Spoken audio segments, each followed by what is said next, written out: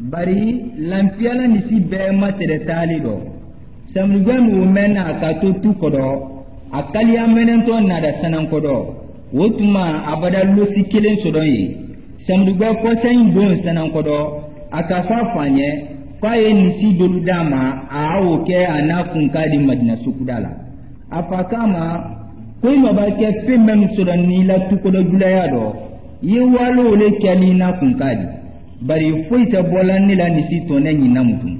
samruga desenen kala losi kelen la kana kata sirbule bada madina kawadon wala kala de nyaado asodan samwan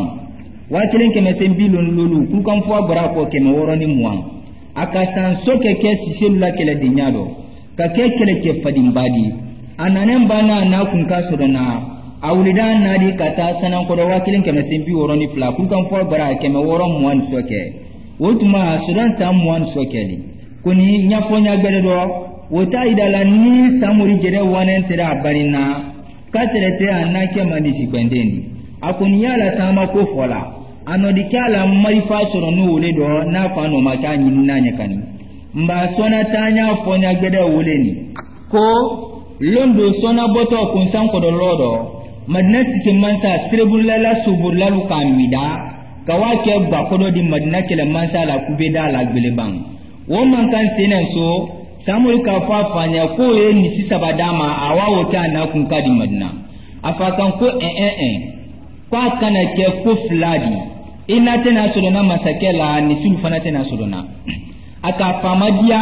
ka korito oke aka fa do kenye ko eto fa toro fe ko labalo pale bulokolo ndo wana ko adoke ka kinikini lamida furu fo kalu fla be kasi kuna manya taliko lonkele akala mulfa kelen la kama ka islamida kawa madina samul don bislate nan kodo de tamam bawa soda jula ya tama le foloma ka se kankani wasulu nu bedo otuma adem senama tumbada bunja yake ka gemeni dununi folife be blafe ka ke don di jamana nyafe fo be ka fokate na dunadala kankan jere ka nana la bunja ya folo wolela samul se madina aka dante burlenye o mentre yenkele mansadi afa mulule sise nodo alufa wole wulida bakonko kawa madina so bente ka makeyin alaka baraka foka kekele mansadi adenka sirebule sida nodo samul wada dante wulenye kwela suburlalle wanan namidala kanadi badaya kandone nuke faritane nudi kamfa keke godi wole majmako bara wora kusebe ni magbena wole do jani yediye kanne blanna no do jonyala yema do ila kele do sandi se kanjede kunka sodon londo kawasu kele mansa kanyin ka boyilama ana fatona na to na jamuma ako be fo menke kele mansa se wadala kusebe ko den kene ya kela tini ko ina ko bara dianye idan te kan bara bemma ibodi bara ina di bara ko ni sati me ni bara kele do dona iba mo fidami da itaye mo kelendi ato keleyi konsondi ko di kele mansam iba mo sabami da itaye mo kelendi mansa taye fladi iba mo nani mida itaye mo fladi mansa taye mo fladi iba mo lolu mida itaye mo fla mansa taye mo saba samul kasarati wala mida ka don sise mansa la kelero serebulle ka nama nyini ka katire aya sinyon dole bulum madinai aka fo koni sona tunkeda ale jere tabuluma atunda dia denke mawulumbe haketo samul wakaline akisa muibalandi keleforo men wulida samul nyenayi aka mo flambi da wuludo ka konsom bwado aka to kelendi mansakema anakun kadodi samul keda hakli madi wole kaka mamme aka kelenya lon ka famunduna hari sufa duren siyamandi oko akeda jusula gbelem fanadi wole kake atele jommi dara kele bedo kana kun ka jon wuro mila kilen di furu fuka dafa ajere ka san sote dafa le sadi kelen nyalon bedeke bawo sama tumba don kutan keleti di kelela lo fufu bo basi londo serebulai ka mulke senkula belebele do makli ko murfode karamol lansina lu fale wori serebulai ko le lo bara kelanye sadi tamin wuri kila ka jamana be mara murfode donda kaliwala abambara la aboda kafo mansanye kuitena la malu ya la sitoro mutum kuni ye sabati menyi ni konye ala bolo di mu beda ma ko ye funen kele di ajere yila kala de ndo yambi ko ala ko le yidanna kaliwala ko ni ma to londi nko ni mba yente filama o ke masaka brabo ke dumalun defile kani ka kala de bela tamin karamo kenya kodo kuna maye tamin bato wuludo bawo samuru wanen tere ala fani ko ila kodo brabo matanya na wuledo amma ye jama do menke mulkani masake be kono do filida samuri nanen kola sufalu ka fon masake nya ku kele dondul wanen telefani ko ila ku kolu makili ulun nanen karamoke ka samuri ye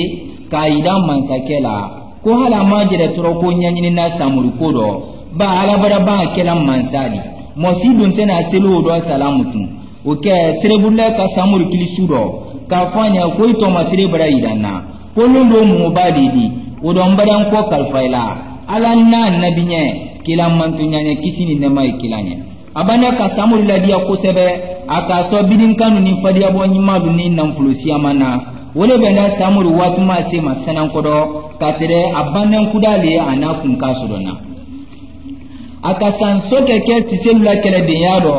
wonyale ananen bana anakun kasudona awulida na de wakilin keme sin bi woroni flaku kan fo agara keme woron mwan soke wotuma asoron sam mwan sokeli sam mwan woron blakani lonkele aka saram manzakela kwa ya fe ka suri bola na de sinin kawaso so majuna anana wulida ka sanan ko do islamida alu jamfane madina lannenke samul islanda sufalula jamfanye alu ka silabla feu kawadon sulula wado slafe ablana nanya wodoni yakun weta mina folanya ko yo ne wato le soni kawande nan masayi yo masadi bo fartane ya do ibolo yo samuri ki bay musu sunkudun ko fa don ne la kula yo ika sanso ke donya ke kanne kunka yo ki wakali sayala kananne sona nen ko ko ina le nedi funfenne ki fa jamfa funfenne ki fa soso funfenne mafudu jamari la tilen ni kinya keda moiba hakedo alabara kinya la blela jonyala alabara kinya muso nyimalu la blenye alabidi la kala la menen nde alabidi jidi ki sabati alabidi tanya kinya ni laban sona kasla ba den kenya tene ani sewani kasini kuma misen bansan fal wada don ke molam fiya kan sanan kodo o fana ka duba su be ka den kenye ja samul bomben kenen suka wato annako madina afa wada la fudusa ka fudu misilu mida bawa hakili tunta denke kosen ko la mutum few anamuno ke kuma men wotuma barakanya denke fulana imamuri ma kufo ba samuri mususungudunta bawo ko bara fabrado o ka banto kwate sakure ke kende ma ke talako bawa fala ko man ko musuko jina bannen tonen sinene yele yokumban kuru samul banna na kun kala ka sosila midadi serebulle kala sa do ke sereburu mama kondo kramo mori fole na samur le ko fola kwala no le idala la kaliwala ko le keto mandimbe marabadi o ke ne ka an ko kalfala ka sila fanda kana na blasla alu surda bola bisoma o fo sereburu manye a jamanda ko do ke ma fense ko muna wo malu no do blawo fa muna ko do mo fa le nyajuna ale nyanyini akoma fa wanen ko sereburu ma bodi ko do ka sufalulo samur na nanyina sadali boloma pa baye ilame aliya kwa ka kun sambalem kana nadi awo ke bakododi katele samuri sikano wole ma ka slabla feu kawadon sulula grefe wole ka ke sadali lalu malu ye feu samuru be ko sayin wole mamen madina kele ta da sanan ko don la mini nisi bete kwe samuru be ka fo ko ka so kamerunu la kan abiye kele wo sada kawadula nisilu midalula kemolu mason wo mamenke ba so kemolu ka fo ko ka lutoye alwani siludi ko sadali wo kana kelela wulalula so kama samuru be kan ko halalu maslam ko ale ka madina kele gundu na do belon kalu siamane bare totalu la gitoyala ba wa sita fe ka to kele do gitoya wora ko juma alu suse mandi kalu ke jamana kan wole do wala so belebele kan alu tola wala nisile tela so kolu kan wado son ani bemba ke mo kelen men di ko lumida son molu tesela jusla gele ala kalu sada samugela kuma wolu dunda kamre numa bawo aluka lon kwa ka madina kele li hala belon Cameroun yilila tena wole do ka lasta mudugbe kan ka siselula kele kosada kele wada si wado ilamen aluka nisi dolu fa ko lu sobolu jenin ka nyimi alu uraladi bawo sila bara dia kujuya alu sewada ka donke karobela ko sebe otuma samudugbe nin Cameroun sina wulajana ka kalu dogbedi sutala selat mamen albara se dondo kalula ka suno damna kelen nule badola damansa badokan be badama kungi su wolo jinkon se samdubena la molu ka bolongo aluma ka fam sababe mida monton ka to madina famma alu ko le la kolonto salu bulmenen to di godo kawayi wotuma albara mulfa be joso mu be dorona kisetalu kan ka bolo ko inen tan kele mula be kan sammu kan diwara kadu laslam bedeke kana murifa beda benduma kamu susado kelendi koni kuleka ni safekanu tama kelendi sobere oke serebulela molu wulida silandi bromoso kaye mugasi yiralu lamini bedo akeda lunyana ko kele jamabale barana lukama mugasi kan tunte madina famen kelendo albe kalu la murifa nalula fambe to dala ka gudo kala madina fa wo kamburigari samlubena la jama kalu no fegbe mu gbasi di sada kele nyona kaban kalu kosayin kawal bulofenu ni si bete kwe ka alubada islami da suuro foka kenebo alwara don sanan kodo katide alukudu ye moba be kana aluna da nisi be di fodando ne menjini nda wulubolo bari aluna molifani muruni fantane nu sonko siamantere nisi fane wulutari pam mona si mato sanan kodo do mutum wole keda sara lana ni samdugela ko la kemolu la jusula se wadwa wusiya mankan Cameroun fana nyane kalula lanante ya bela samdugero o keda soron samwan sine wakilen kemesen bi woron ni saba kukan fuwa gbara keme woron mwan sine o ke Cameroun bela da samul la jusula te na la fadinya na hakili na la kolona ka ke Cameroun kunti di wole ko alula janjo wole mankan sida madina kaluma sereburuma moneda wole do ka fo ko foy masanan ko do kalu jusula gbele ya ka madina kele sada fo kenen gbele ngam men bone yan ko samuri adum be tunan ko do lila antire ba fa wulu sabe frenente nimbi akoro ke sereburle kan ko jene be siyala la te do sala wole mamme sereburle sara ka do ke sereburuma to anodo man siyala o ka kele la wora ka la fadinya ko sebe kayoro siyama mida koni ama suse sanan ko do funinge mansa la few wole ko banku do sadila kele den wada bara sanan ko do kalula bianu mida ka musulu mida ko do ka demisen mida kono ben yilalu do ka bori woludi samuri ka kamro nula de tun ko lu sada alwada kule wolu fana la du talama kalula molu nalula bianu mida wulla ka sagila kele den siyama mida wole kera samuri tobo damidali toronni koninyani kuran koni wasulu nu bedo kwa ka kele nyalo adon fadiman ala ko fana numan a hinala kele nyonula ko moman kan ka tulun ka ala mutu o ke jamana be Cameroun burda ka sanan ko do magben o kera samwan konondo lela wakilen keme sembi woron nani asoron sambi saba wada jedala don trom mansa bitiki sawane suware la kele de nyado wakilen keme sembi woron lula kukan fuwa bara keme wora bisaba bari bitigi tede kono benale di atunte kele beladi wole ko son samrugo na bitigi la kele kunti ya tala aka simfonya kusebe adenyon Cameroun siaman ka sada yin ani wolo na sodolu kele menkela ka tono siaman sodon o ka tami jamala wara la bedeke bitigi te kele be siaman femenke o ka fo samrugo ma kwa ya la kele la sayama bawo samrugo ye setena mo kele te la lidi kwa tola wala kele te la alufudu nyonu na lusinyo bedalu le mason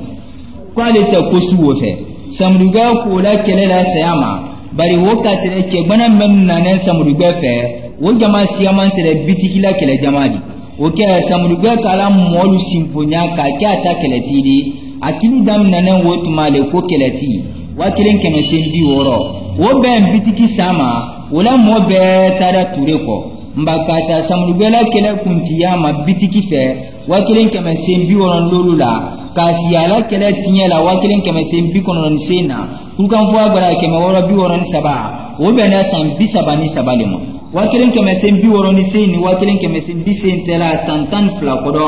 tureka woro kodo famudu ni sankara ni amanani baliani greduni kolonkalani sakoduni jemereni kuna duluni jomalu be mida ka sereboroma mida ka wadasi kankandala wakilen keme sembi sena dawo mala wuli fo wakilen keme sembi seni kelena kankan ka demi bari dai burida nka sani yoro nyinu be midate mansa misen be silandanye awulida wole do kawama ke toronte ma bisandu ani kankan manika molulu dunda nyondo kusebe akawulu kanyindi kakolu la karandendi katulu baraka nyini fen la wala luma samulu mankan walane nantenen famuru ka sununkelu lade kala se woluma ko muli fanka warato le nin kam mandela nda kodolu labi odo tonti be sendon woda kelena ko kudalama nin datun lew pali so samurima kam madina siselu tun wala ka tola gongon kankan man gamul lukun kamuri kala la do lew o ke tonti be toda woro kodo famudu wole ko aluka kala la wuli kawa samuri kama kawasulen keleti jamuro alimakili ona denyon be konija samuru dulalama teri letere aji jakitedi ana mena ko jamuro aji nato famudu de menkama afana ka do ben kaluma kono kelabolon fla wolule wulinen kanalu nyombe samuru mabisandu tilebona wurududo jamuru ni wasulun be kaluma ke so tilebena akodudo aluka bisandula fo wurada fe tene pedeku sukone samuru wulida kawadon aji kan aladala ka fo ajinya konne teri lile di kodoma nlolanjeti lidi nabila yatuma idon kilinen keleme mani tonye kelele ba kena ni mafufati fo itenne ni woro kodoma sate fo bonyani bilia ikalon sununke nyinu tele wasulun ka lode kelela son aluyuka tono daumbadi wotenen kabala kelenin kunne tontiya fanka dondi jeda kuloluma filalu don ye jeda kulolu ledi ele fana jeda ye mori ledi bawo fadagela aludi oko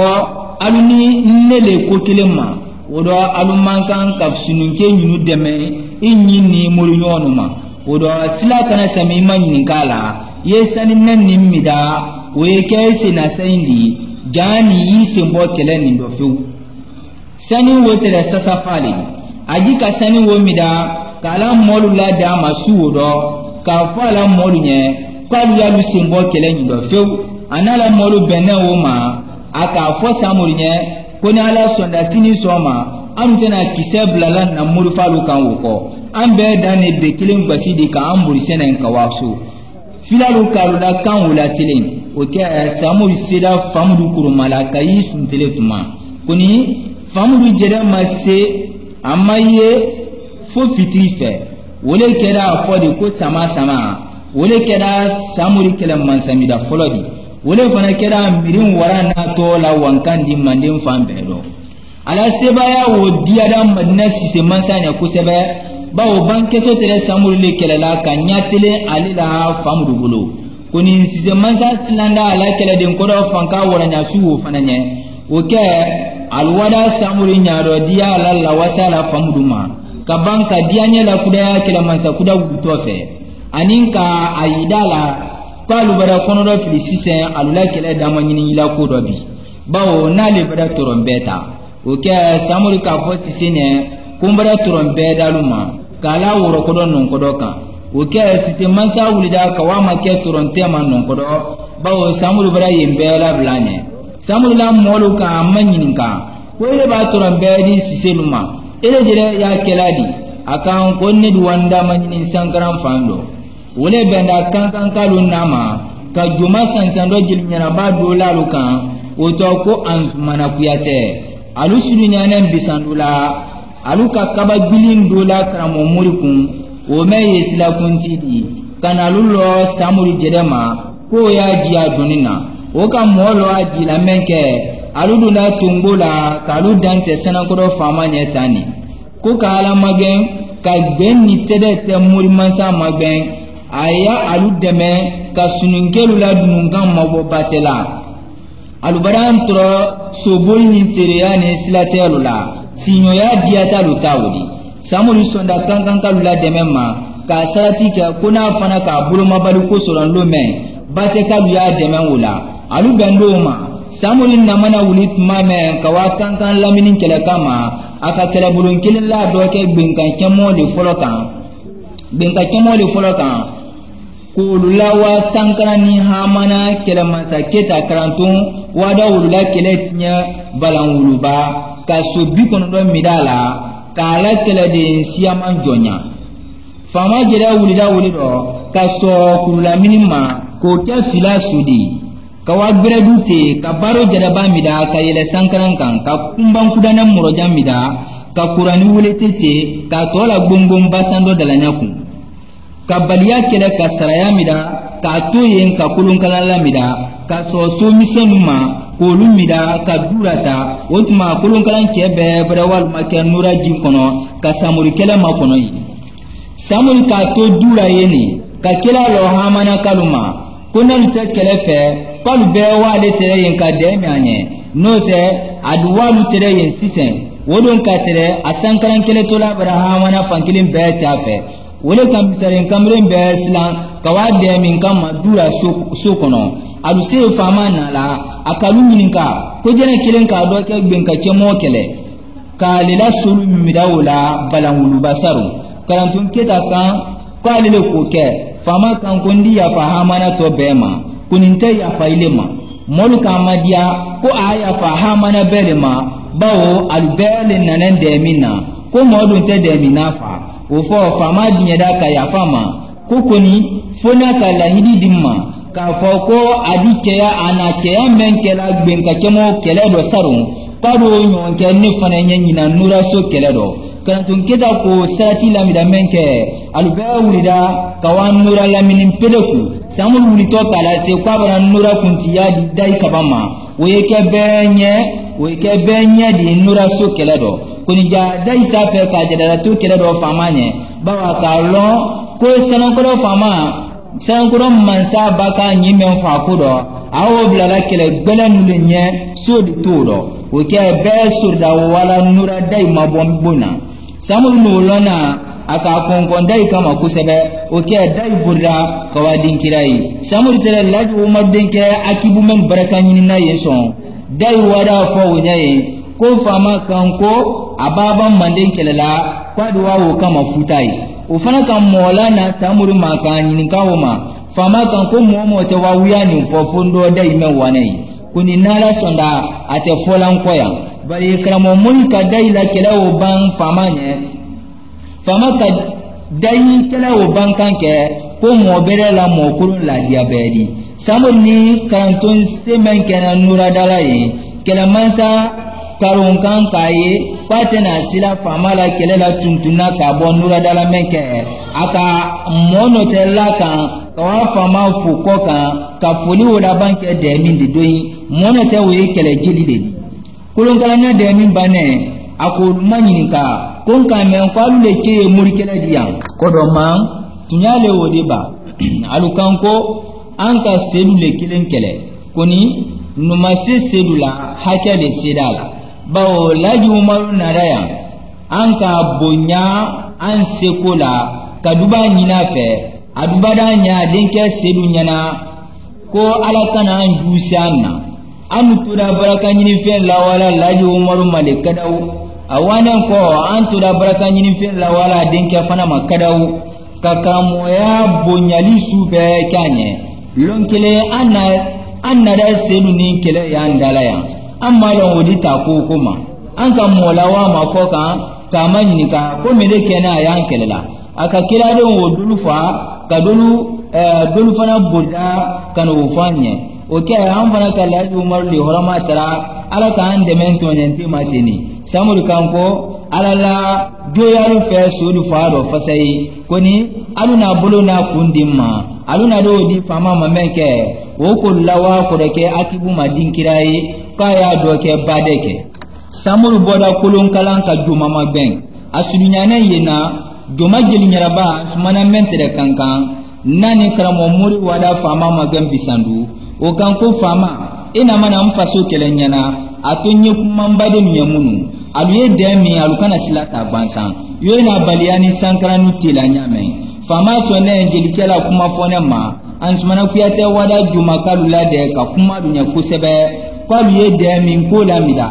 alukana silasa gbansan alubolo yekoko ma fama te jasilo sima bawan beye wala nela kadi tara burifinya mendo yenjamana mumeta la somada kilenila hali tilema sekundo gbansan misaren be ya bululala ko karantun keta menye wakam manmaku kan be ale fo turenye kana to de min kela bawa ka hamana fankilinta sankan te to fe nyana menke nkole ye fama fe kulun kala nala ke ya kele to abulu keleti karunkan nala fadinya waka samul madiale pa ye dinye abiye de amenye odo hakili be ro nyeta ye mende bi ole ye tede kulo di famanye fadinya memba molo ejere sala o yenalo mayaledi momo ki ba mone kisemi dala son edi do kama midalondo ka susu dia goyala ka kisebo aludunya amena kodoma ko sute mone bola odo alu bi mone kisemi da saldi se ka mone bolungere kuyata bane ala kuma la abade juma kalunye olu silanda ka demi famanye olu men jere fadi mamba tere muda lu dokodoma no olu silanda ko menye gena lolo nyamutum samul wulida jumaye katami balimana tilasido kawasolo bam moroka makunjan ka sakoduso bela minin kelede na wurada kelen fe olu ka demi ka ke fama tadi samul tamida kuna dutela ka jemeren sisene mida singoro abane ni batela minin kelela wodi bira abone ndambe fe kankan anara don ba kundan kelen wo fe samuri na kankan bate kala ben sewani doni kunyma lonkan su bela akatele monimali kodolala kawadan telike bate mobadnye kumbara balu la barala saratola nko kyalu baraka nyini venedi alu dubanye koni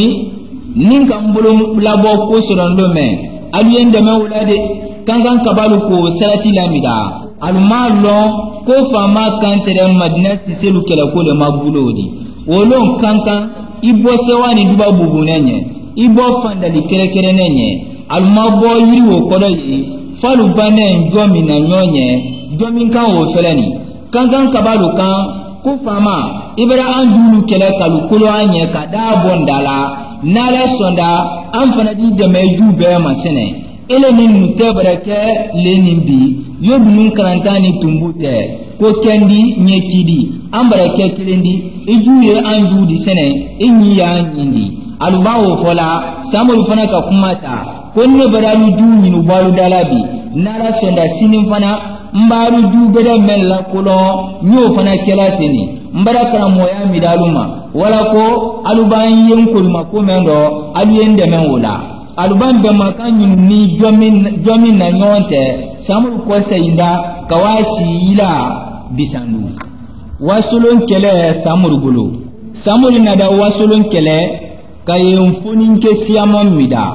kolula wa karanta la bate subela wolle tere kilila bate ko fila karandenu samul sena wasuluna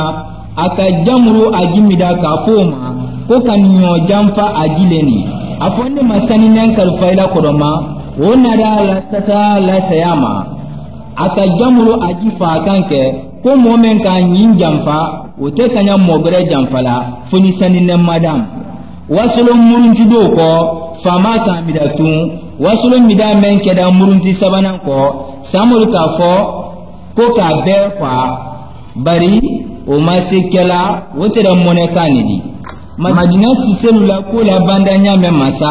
an sena wole mani Kola bawo fegwelen julu barabaya anya la lola yantin folo ka odam na fegwelen flanan kan nala sonda alalu janto alu fegwelen flanan fanal lanyini ko lamen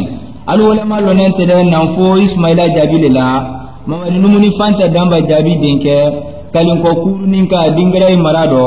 asinen kan murulen jibondon kodo alu fegwelen menani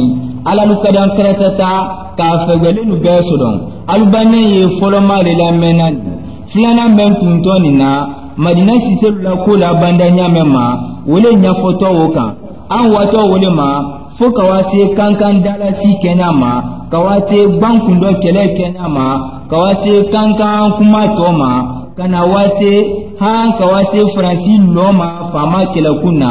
kawase samurni franci lutela andu be nya fo fegwelen flana wokan kawase kinya bakuda bemben na watelen kemese bisen worola kawase jawulen kramo la paritama kawase samurini bintu mamadi tema kawase samurini sikaso kele mansalu fana tema ha kawase sikaso kele nyama samuru bulu